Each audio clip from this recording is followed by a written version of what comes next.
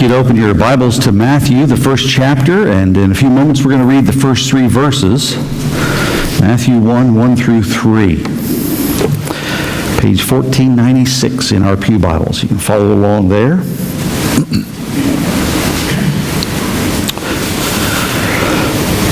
Did you hear about the Canadian couple that was traveling south? They were going to winter in Florida, and they're crossing the border, and the border patrolman, it was his first day on the job, and so he was very conscientious. He's asking a lot of questions, and they pull up, and he says, "Can I ask where you're going?" And the husband says, "We're going to Florida." Well, the wife, because she's on the other side of the car, and her husband turned to speak that way, she couldn't hear what he said, and the border patrol is out there, and she couldn't hear what he asked. And so she says, "What did he say? What did he say?" And her husband said, "He wanted to know where we're going." So the border patrol asked, "Well, how long are you going to be there?" He said, "Well, probably about 3 months." The wife says, "What did he say? What did he ask?" He says, he asked how long we're going to be there. So the border patrol says, "Where are you from?" They say, "We're from Toronto." The husband says, "Toronto." And he says, "Well, I've been there once. I traveled to Toronto once. It's a very nice city." I said, "Although I have to say, when I was there, I ran into somebody who was just," and then he caught himself. He just said, "Well, I shouldn't speak ill of anybody, and especially if anybody in Canada, you're Canadians." And the wife goes, "What did he say? What did he say?" The husband looks at her and he says he's met you before. Oh, man. Just curious, and I would like a show of hands for this.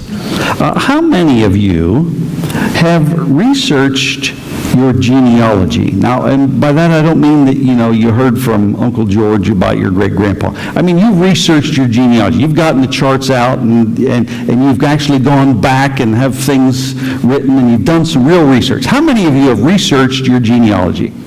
Okay. Good for you. Good for you. I'm afraid to research mine. Just don't quite know what's back there. It's just not worth it for me.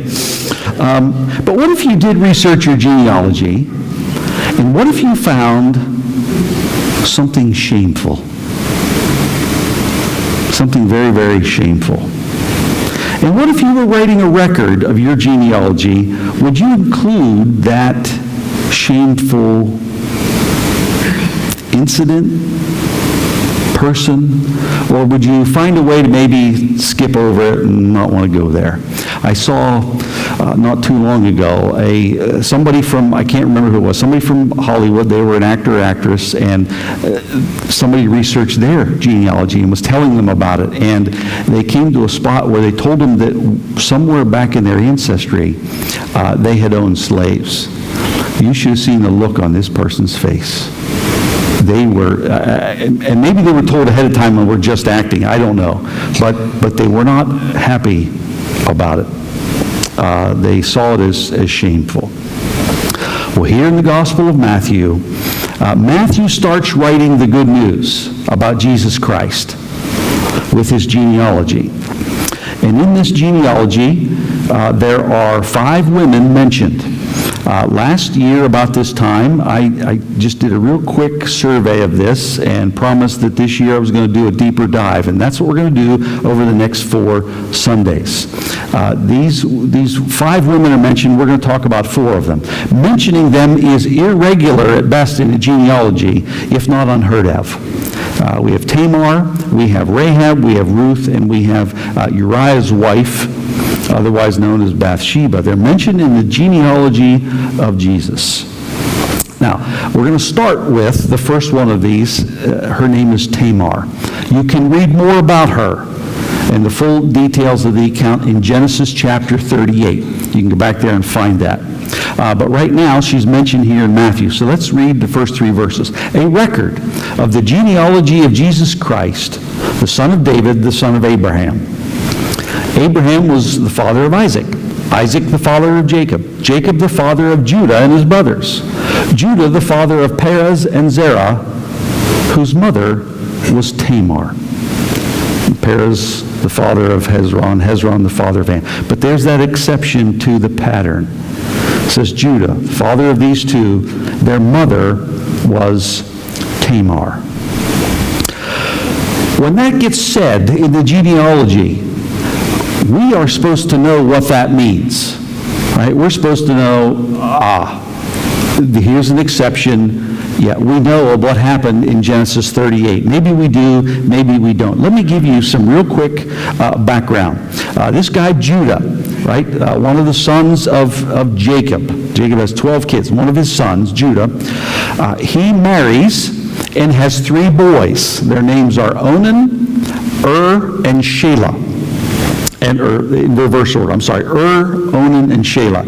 And when gets old enough to be marriageable, Genesis tells us that Judah went and got him a wife, and her name was Tamar. Right? He went and he arranged that his son would be married. Well, the Bible says that was so wicked that the Lord put him to death.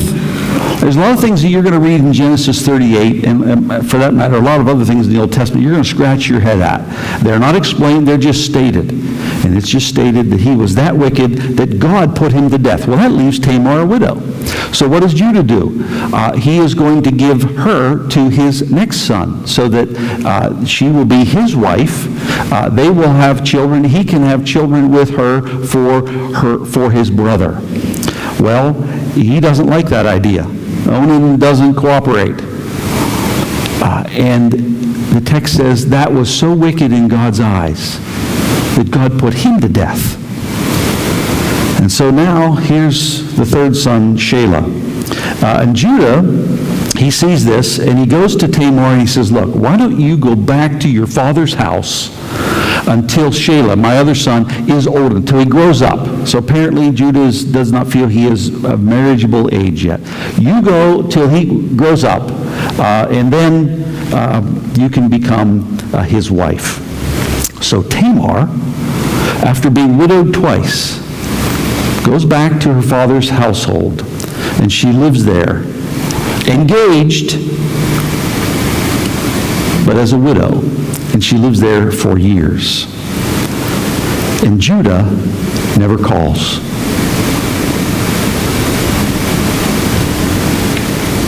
Never gives her to Shelah or him to her. The text says Judah thought, well, maybe he'll die too. Maybe he'll die too. He has no intent to follow through with his third son. No intent whatsoever. And Tamar sees it. She knows it. And what does she do? Well, after years, she finds out that Judah is on his way to visit a town. The sheep are going to be sheared there. And she disguises herself as a shrine prostitute, as a Canaanite shrine prostitute, and sits along the road. And when Judah comes by, he makes her a proposition. And before she follows through with the proposition, she wants payment. He says, I'll send you a goat from my flock. And she says, okay, how do I know you're going to do that? What kind of guarantee do I have that you're going to follow through? She says, how about you give me your seal and the cord and the staff, right? The seal, what you would use to guarantee an agreement, what you would use to ratify a covenant, what you would use to say, here is the word of Judah, right? That's your mark. It's our signature.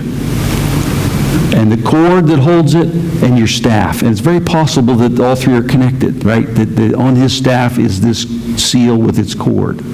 She says, I'll take those as a guarantee. And he does it. He gives it to her. Well, he sleeps with her. Unbeknownst to him, she becomes pregnant. 3 months later, Judah gets word. Your daughter-in-law is pregnant because of prostitution. And Judah says, go get her. She needs to be burned to death. That's what the text says. She's not just killed, she's going to be burned to death because she's guilty of prostitution. Well, when she's called for, she tells Judah, the father is the one who owns these, and presents to him his seal, his cord, and his staff.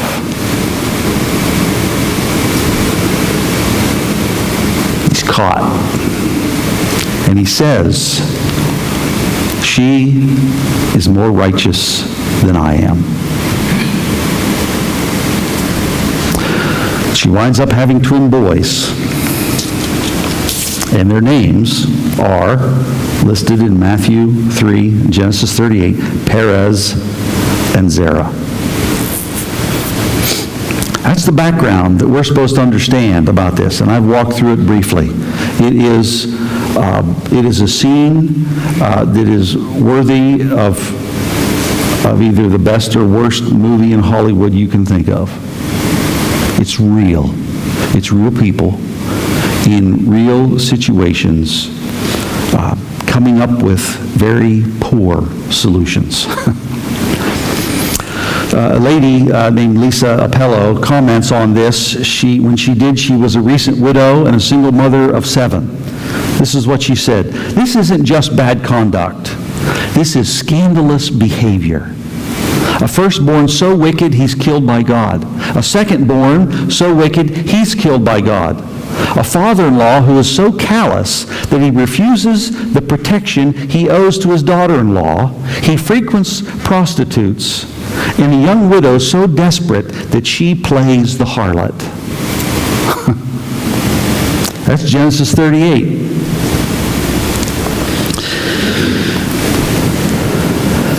That's what it means when it says Judah was the father of Perez and Zerah, and their mother was Tamar. This scandal of Tamar and Judah is not hidden in Jesus' genealogy. It's put out there for everybody to read and see forever. It's not covered up in the Bible, either the Old Testament or the New Testament. Here it is. Here's humanity in all of our glory. Here is the lineage of Jesus. Most people wouldn't include it. Most people don't want this talked about, and we wouldn't want this known. But it's included, unhidden.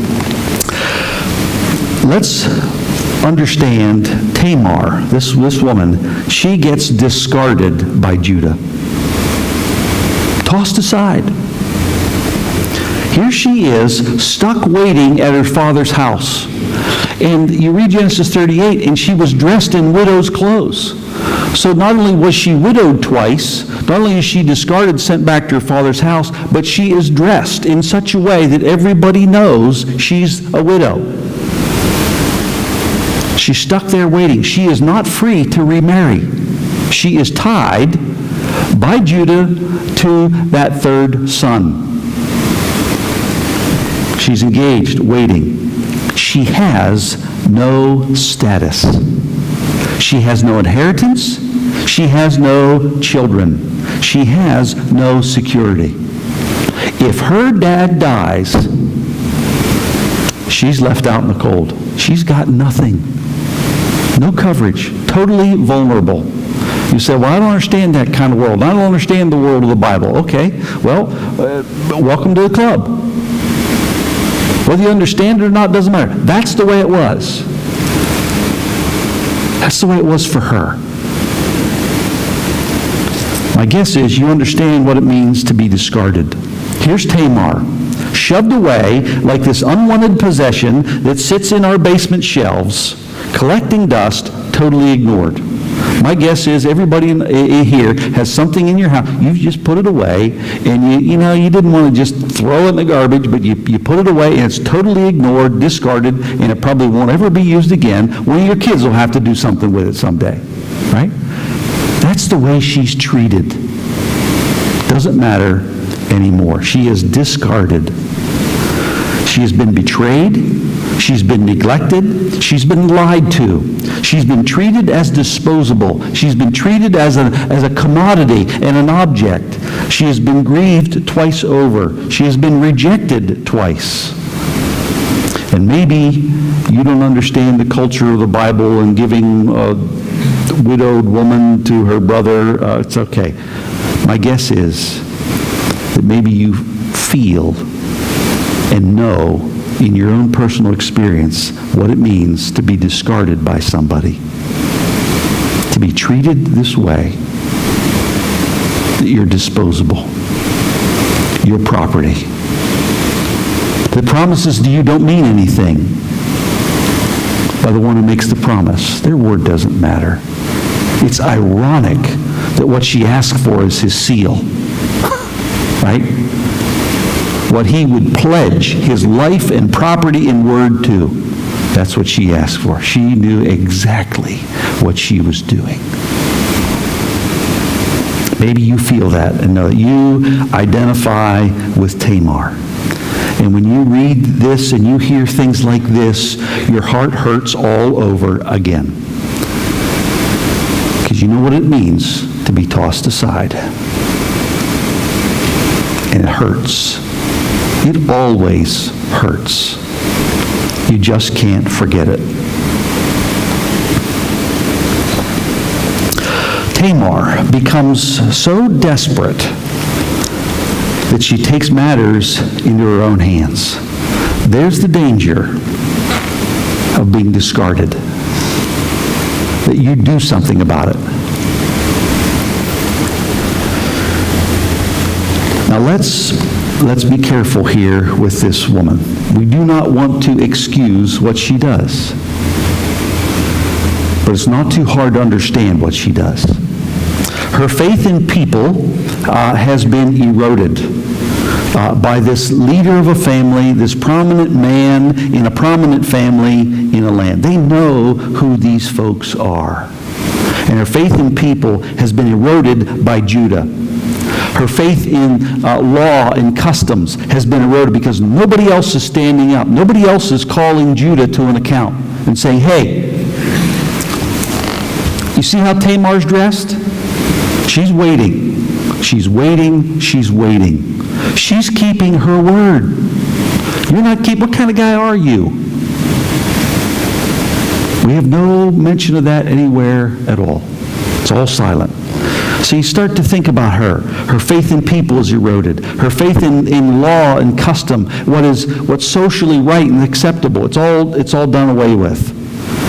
She doesn't believe promises anymore. And what does she think about God? Maybe the hardest part is maybe she feels discarded by him too. Because after all, he's the God of Abraham and Isaac and Jacob. Right? She was married to Jacob's grandsons. Where is he? Where's the God who was looking out for Sarah? Where's the God who was even looking out for Hagar? Where is he? When people discard you, it hurts. When you think God has discarded you, you've just given up all hope. All of these things, her faith in people, in what's right, laws, customs, promises, God, it just starts to shrivel over time. And what does she do? She then acts sinfully and deceitfully to get justice, to get what's right. It is so easy when you or I think we have been wronged, it is so easy to want to do wrong to make it right. And we justify it. And we all understand that. We understand it. Doesn't excuse it, but it sure is understandable. If somebody killed one of your children in cold blood, and you killed them, I wouldn't excuse it, but I sure would understand it. You with me? That's the scene. Understandable, but not excusable. And to take matters into our own hands. and to do what shouldn't be done so that we can get what should be done. That's what she does. That's the danger for the person who has been discarded.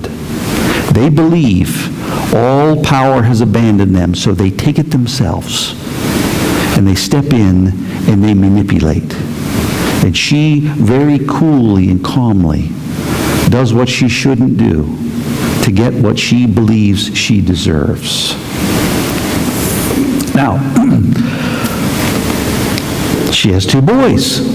Here they are, mentioned in the genealogy of Jesus. And Judah says she's more righteous than I. If you think in the flow of this, she gets rewarded, you're reading it wrongly. You're reading it wrongly. When Judah says she's more righteous than I, that's a statement of comparison. That's not a statement of status or being. It's like the person who murders somebody says to the bank robber or about them, they're more righteous than I. Right? They didn't kill somebody. Well, it doesn't mean that either of them are righteous. It's just a statement of comparison. And it is not a statement in the Bible where God is commending her. Judah just says, she wanted what was right more than I wanted what was right. It's not a statement of condoning her behavior. And here's what we cannot miss when we go through all of this, is that Judah's sin and Tamar's sin is overcome by God. She is not rewarded. Her sin is not justified. His is not justified. It's laid out for us as clear and blatant as it can be and as shameful as it is. And what happens is God overcomes this in the line of his Son. Not because they did what was right, but despite them doing what was wrong.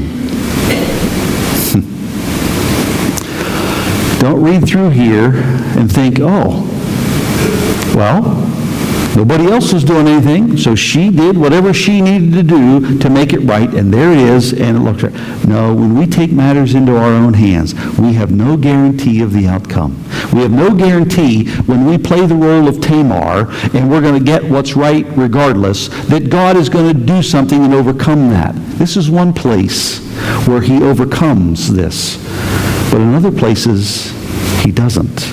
Time doesn't permit me to go into all those, but suffice it to say, God put to death those first two boys for their wickedness, and God could have put these two to death for their wickedness. And he didn't. He overcomes them taking matters in their own hands. So here we have, in the genealogy of Jesus, we have the work of God that despite sin, and despite the circumstances, despite all the wrong choices and the wrong motives and all the abuses, God says, I'll work through Perez. I'll continue the lineage of my son through him. Now, let's remember, God doesn't have a whole lot to work with here. Right? It's got to be somebody. So the lineage of Jesus has to come through somewhere. And God says, I'll do it through Abraham, and I'll do it through Israel, and I'll do it through Judah, and I'll do it through Perez. Despite how that all unfolds, I'll do it. Right? He's got to do it through somebody. And there is no perfect lineage. It's not like God's going to look around and go, oh, here we go. Here's the pure line, the sinless, righteous. No. And it wouldn't be any different if he had to do it today. God, despite the sin and circumstance, he's going to work through Perez. God says, I'll keep working, I'll keep fulfilling my promises, I'll keep advancing my will. Not because of, but despite of what people do. Remember that. If you're the discarded, at Christmas. You need to remember that. God is going to keep working. He's going to keep fulfilling his promises. He's going to keep advancing his will despite what people do. In Genesis 38, you have an amazing sin that gets transcended in the line of Jesus by what we call amazing grace. That God would work through this man, Judah. That God would work despite Tamar and what they do. That God would be gracious to continue his will and his promises and the future of the world and the gift of his Son. That is amazing grace. So the next time you sing that song, think about the genealogy of Jesus, because it's going to get better as it goes. We've got some other choice characters to look at through here. It's amazing grace. The outrageous sin of Judah and Tamar gets covered by outrageous grace. Somebody needs to write a song, Outrageous Grace. Because that God would act this way in our world, in humanity, with us. That God would die for sinners, right? God doesn't die for our best. He dies for our worst. That God would do this and offer us a gift by faith. That's outrageous. Nobody else came up with this. Do you know of any other religion or philosophy that offers grace from God? It doesn't exist. You can't write that. This could not be invented by the human mind. That concept alone, that we're saved by grace through faith, it ought to say to the world, this is from God, because no human would ever make this system up. It's foreign to us. But here it is. This lineage, this genealogy, this future son, we're told his name will be Jesus. Why? Because he'll save his people from their sins, from the stuff that's recorded in his own line. He's going to be the one to save them. He's going to cover this group of people. He's going to cover their sins. This is his family. He's going to cover us. I want to remind you, if you identify with Tamar having been tossed aside and waiting, rejected and discarded, there is a place for the discarded in the family of God. There's a place. When you've been treated as you shouldn't, and when you respond as you shouldn't, we read here that God is greater than both of those acts. God is greater than how you've been treated, and God is greater than what you've done about it. And when how you've been treated is sinful and what you've done about it is sinful, you need to remember God is greater than that. Because I've heard it. People say, God would never forgive me. God would never continue with me in the future knowing what I've done. Well, I'm sorry for what you've done, but that's a lie. It is not in accord with the truth of the Scriptures. Because God's will. And all you need to know is Jacob was the father of Judah, who was the father of Perez and Sarah, and their mother was Tamar. That's all you need to read, and read Genesis 38, and you'll find out that God will go forward. He is greater than how you and I have been treated and how you and I have responded. You need to remember and hear, if you're the discarded at Christmas, that he can work in your life despite what you've done. Despite it. And it can be bad. You can say, well, I think my life is worse than these two. I'd kind of like to be at their level. You're playing the ratings game. And when you start to rate sin, you lose. Because it's sin. It's just sin. All of it. The expression of it, it's just all sin. And God is greater than all, and he can work in the life of those who have sinned. And we need to read through here, and we need to say, the message isn't, if you take matters into your own hands, that's okay. God will forgive it. Don't worry about it. No, that's not the message. The message is, God worked despite that. Don't take matters into your own hands. Don't pull a Tamar. Don't be Judah and discard people. And don't pull a Tamar and take matters into your own hands. Don't do it. Wait. Just wait. Just wait. You say, well, that's hard. Sure. If it was easy, God wouldn't ask us to do it. God wouldn't ask us to trust him because he knows we won't. He says, wait. Those who wait upon the Lord will renew their strength. Why? Why does he say that? Because he knows we don't like to wait. But we need to trust him. What would have happened? How would the flow of the lineage have gone differently if Tamar just waited? What would God have done? We're never going to know, are we? We're never going to know. God would have worked somehow, some way. And so if you're the discarded at Christmas, you need to trust him. Do not take matters into your own hands. Let God work. Because some way, somehow he's going to. Generations later, there would come, through this family, child through Mary. And he's going to be the Savior. And he's going to go to the cross, and he's going to die for the sins that are listed in Matthew chapter 1. And the sins of the world, and the sins that would come later, for mine and for yours. It's his namesake. And it's in his human lineage. It's there, unhidden, for all to read and see and understand. We're this family. We act like Judah and we act like Tamar. And God's grace is greater than that.